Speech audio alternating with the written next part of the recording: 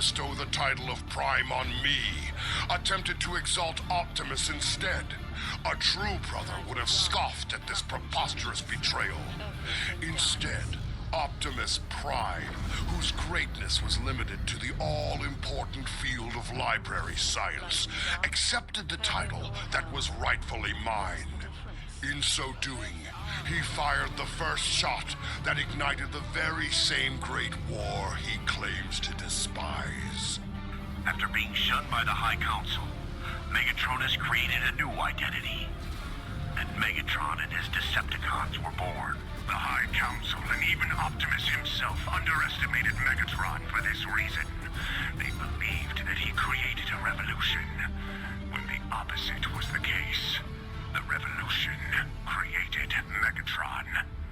When the Decepticons came, they came with a ferocity no one had seen before. We Autobots weren't fighters. We had no experience in war. We were ill-prepared to face Megatron's legions, gladiators who thrived on destruction and mayhem. To all Decepticons, I command you to find the Autobot rebels and raid their Energon stores with haste. Let none remain functioning who oppose my will. Gather what we can, and take the rest from greedy Iacon bureaucrats who do not deserve to have it. Lieutenant, we're pinned down. Cannot proceed to rendezvous. There's a giant marauder laying down a wall of flak. Thing won't let up. Primus! Just lost our flank support. 3 more down. Let's go get these sons of rust buckets. After just a very short set of cycles, what seems like a nanoclick in comparison to the millennium of oppression endured by Cybertronians, the status quo has been destroyed. As civil war spread like a storm of burning energon across the surface of Cybertron, devouring in its path the great city of Iacon. Even I was caught off guard by the depth of Megatron's depravity. I should have anticipated his utter lack of feeling for his fellow Cybertronians. But at the expense of the lives of many thousands of my fellow Autobots, I did not. But my Autobot brothers held firm and pushed back against the Decepticon hordes. The war's destruction took its toll, though. Cybertron's surface began to wither under Megatron's assault. Our guardians fell, and with them so did our age of peace and science. If we had any advantage, it was the fact that we felt we were fighting for a truer cause. Freedom.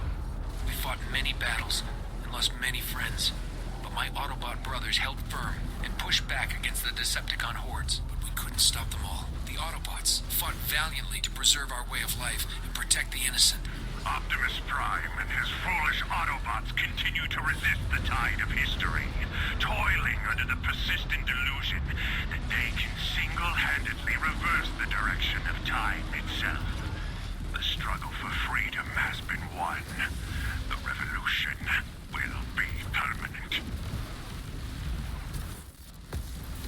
Just a note, I did use a lot of audio logs. I spliced them together to see what makes sense, and then I used Exodus to fill in some gaps. One thing I should mention is that Megatron kinda straight up lies about Orion accepting the title. Also, the crux of the betrayal is that Megatron believes the High Council granted the title to Orion to persuade him against Megatron. He cannot fathom that this librarian is more worthy than a gladiator. So I think that gets to Megatron's true colors. He just wants a supremacy of the strong. This is where we get to see that his movement isn't about freedom, it's about conquest. It's about tyranny. Yeah, sure, he talks a big game, but he never means it. If he actually cared about the equality of all Cybertronians, he would have teamed up with Orion, who agreed with everything he had to say.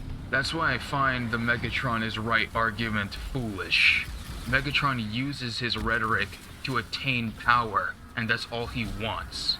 Furthermore, I think the envy after Orion gets the title is what fuels Megatron's warmongering. He's one person against a world ideology.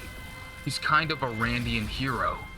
Alpha Trion plays a part in all of this, and I should also mention that the Autobots are a thing prior to the war. That's a derogatory term for Cybertronians that Orion reclaims to mean autonomous robots. And one more thing, Orion will just go by Optimus after he's been granted the title of Prime by the High Council, while Zeta is in command, kind of a Prime elect in a way. I think his guilt over seemingly betraying Megatron even though he didn't is what causes him to reject the title initially, just want to be a good soldier who saves people and all that, becoming a legend to the Autobots.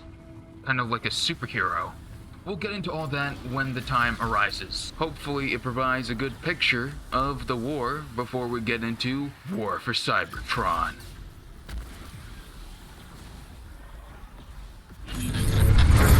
Civil war has ravaged Cybertron, homeworld to the Transformers, for millions of years. Megatron, leader of the Decepticons, recently discovered an ancient power that will give him the edge to win over the hated Autobots. Called Dark Energon, this power remains locked away in an orbital station under the protection of a Sky Commander named Starscream.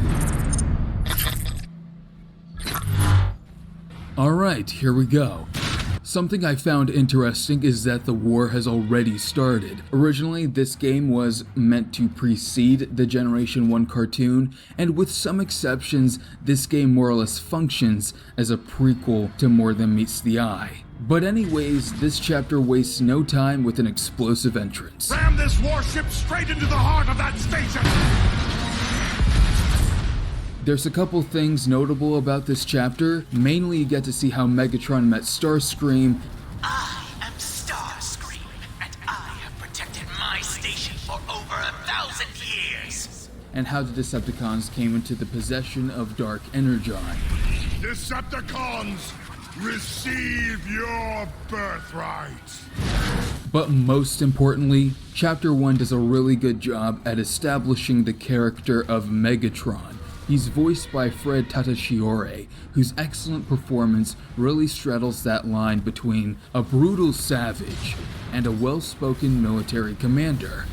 According to this, a quantity of Dark Energon became unstable, and the resulting explosion destroyed this part of the station. Dark Energon did all of this? Those fools had no idea how to control it. I'll not make the same mistake. His interactions with his troops are so rude, brutal, and dismissive, and there's a lot of humor in it. I think I'm going offline. These soldiers look pretty banged up. Unacceptable. They should be victorious or dead. They're putting up a good fight, all right. Then put up a better fight. We're lucky to have survived that Megatron. The strong survive, the weak perish. He's so unlikable that he becomes likable again in a horseshoe effect.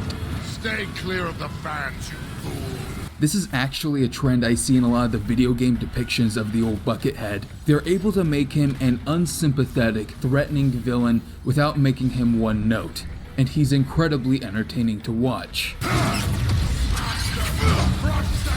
Destroy them! Get away from me! And personally, that's how I prefer my Megatron, this sort of elegant bully as Animated described it. And High Moon does an even better job at characterizing him that way. You can also play as Brawl and Barricade. Brawl functions very similarly to Megatron. He's just a brute, there's not much more to him other than just following orders and wanting to kill Autobots. Megatron, when this is over, can I rip off Starscream's head and boot it into space, please? Patience, Brawl. Starscream knows this station inside and out. He may yet be of use to us.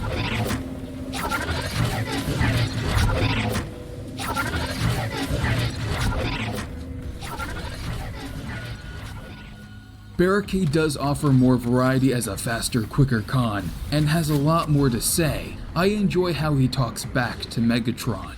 He mainly serves as a muse for Megatron to opine to, letting us into the mindset of the Decepticon leader. What makes you think you can control the Dark Energon when no one else has ever been able to? Only the strong are worthy of such a weapon, Barricade. I am the strongest. And do not question me again. This place is pretty active to be thousands of years old. Soundwave reactivated it upon my orders.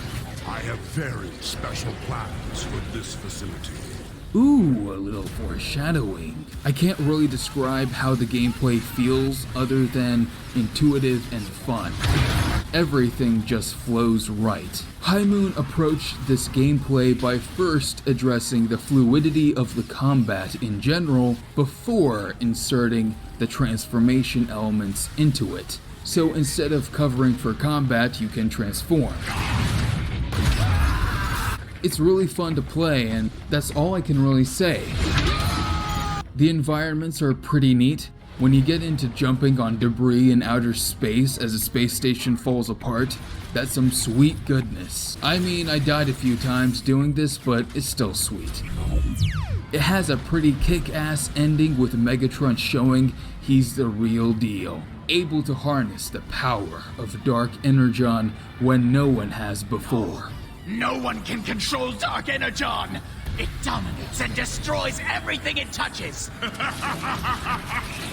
I am the Dominator! I am the Destroyer! I am Megatron! And that's what gets Starscream on Megatron's side. Teach me, Megatron! Teach me to wield Dark Energon the way you do, and I will serve you. I like how we get to see how Starscream values power above all else. Megatron said he used to be a Sky Commander before being relegated to babysitting a space station. Megatron!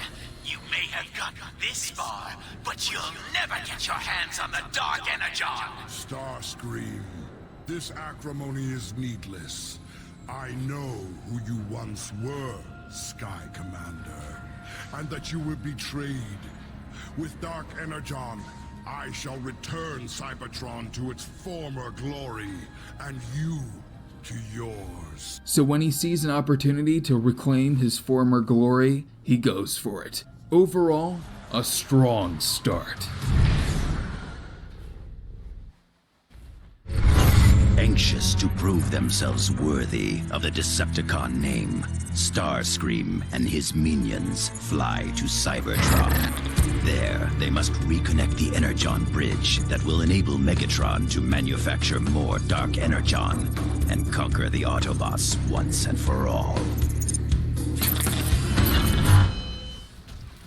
I'll be honest, this is probably my least favorite mission. The only aspect of it that's worth anything is the banter between the Seekers.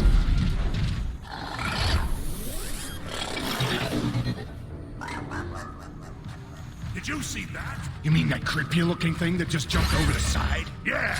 Nope, I didn't see anything. But otherwise it's kinda bland. Now you can take control of either Starscream, Skywarp, or Thundercracker. You go to the core, you fight some Autobots, blow up some ships, and to reconnect the Energon bridge in order to manufacture more Dark Energon. I do like that they don't hint at how Dark Energon is from Unicron or anything. For me, I prefer when Dark Energon is just this mysterious substance that we don't know much about, rather than evil blood crystals. In general, I just prefer Transformers when it's not overly mystical with the lore, more grounded for lack of a better term. The level's not bad by any means, just a lot of it blends together, and I felt like I was on autopilot. If it weren't for these three making me laugh, I think it would have been more of a slog. But it does provide a bit of a break. A more chill level where we get to see the personalities of Starscream, Skywarp, and Thundercracker in action. The Autobots have booby-trapped this room! Fools! Wait, are you calling us the Autobots fools? Because I'm not getting the sense that you respect me. Silence! Fool! That's exactly what I'm talking about. Starscream, well, you already know what he's like. I did it! Look at all that power flowing! Onward, Decepticons! Skywarp's an idiot. Unbelievable! These Autobots are dumber than Skywarp! Dumber than Skywarp? I'll show you, dumb Starscream! You always do. And Thundercracker's a nerd. That's not Autobot weaponry! Interesting. I've never seen these life forms before. It's like watching Ed, Edd and Eddy. In fact, it's exactly like Ed, Edd and Eddy, but they commit war crimes. Getting past this thing is impossible! Keep looking, you fool! The answer is here somewhere! I would prefer a solution sometime today. You're the brainy one, Thundercracker! You figure it out! Ah, of course! You got the answer? What? What is it? I'm not telling you. I see it as well. Plain as day. Right in front of us. You don't really see it, do you, Starscream? And it's also really funny how Megatron randomly will chastise Starscream over and over. Starscream, report! Megatron! We are encountering Resistance. But I will not suffer excuses. Do not fail me. You really told him, Starscream. Starscream is really regretting his life choices now. There's a few sections that are cool, like this one part with the ship and then the Sentry boss at the end. But overall, not bad, but could have been a bit better. It's a decent chapter where Starscream demonstrates his usefulness to Megatron with his trademark Starscreamisms. Incredible! The Energon Bridge is active once more. quiet! You're ruining my moment of glory. Soon, my orbital station will be at full power. Your orbital station, Starscream. Surely you mean mine. I see you have finally succeeded in the simple task I gave you. Perhaps you're not as worthless as I thought. Report back to base at once. Hungry for more power, Megatron plans to corrupt the very core of Cybertron itself with Dark Energon. But to do so, he must first find the Omega Key, which will unlock the gateway to the core. Megatron launches a full-scale assault on Iacon, capital city of the Autobots, where the key is protected by Zeta Prime, leader of the Autobots. For the next 3 chapters, you only get the choice of Megatron, Soundwave, and Breakdown. I was initially confused as to why this was the case, why not the variety, but I do think that these 3 bounce off each other really well. I marked this area for Dark Energon bombers. Are you insane? I mean, yes, brilliant, Megatron. You see how tensed up Megatron and Breakdown are? But then Soundwave is all relaxed and chillaxed, ready to take on what the world will throw at him. Also, is that a Decepticon logo on his back? Soundwave's the straight man, Megatron's the loud man, and Breakdown's, well, I'd say he's the paranoid one, but he's really the only one with his head screwed on right. Chapter 3 is a lot of fun, and a lot of that is watching the AI kill itself. Don't get hit by the train, you fool! Send here, and have a care. One wrong step and you're scrap metal.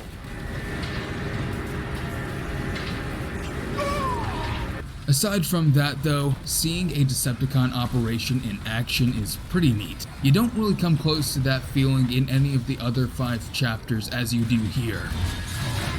You're crowding like Swain. I really started to take in why Megatron was so successful.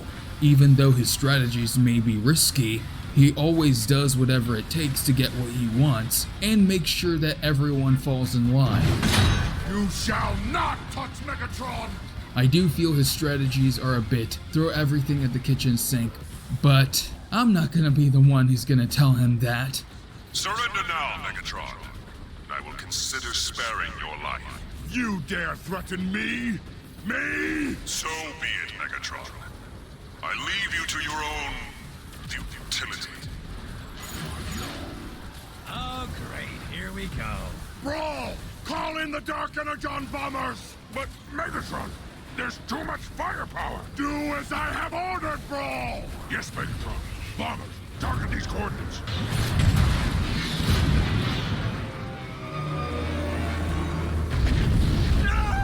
Well, that was a complete disaster. Although I do have to say, while he doesn't tolerate backtalk much, he does show quite a bit of restraint, so his anger management classes are helping. Excellent work, Soundwave. His army is made to be as tough as possible, natural selection doing the work of removing weakness for him. Hey, I'm still functional! I'm still... Idiot. The chapter has an interesting look to it because here we're exploring the Autobot capital, so we see all these academic and politically focused stuff here. Because the way it works usually is that Iacon is like Athens, and Kaon is like Sparta. One's more about intellectualism, and the other about militarism. So seeing the Decepticons' reaction to the Autobots' way of life is quite interesting.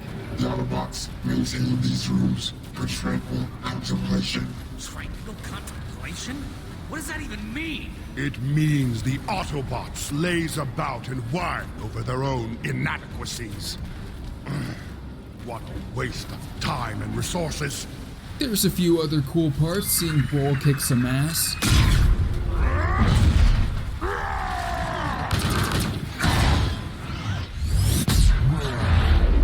Starscream being coy with Megatron. Call in the bombers! Transmitting the coordinates. Brawl, this is Starscream. Your request is denied. I won't have you wasting more of my ships. I see. When did they become your ship, Starscream? Oh, Lord Megatron. I didn't realize you were there. Air support request approved. But it will be a few cycles before the bombers can reach you. I'm afraid you'll just have to be patient. We've got Autobot reinforcements headed our way! I shall make you pay for this. Battling the Autobot tanks with their badass entrance. Engaging Decepticons at the Iacon Vault. Fall back! Fall back!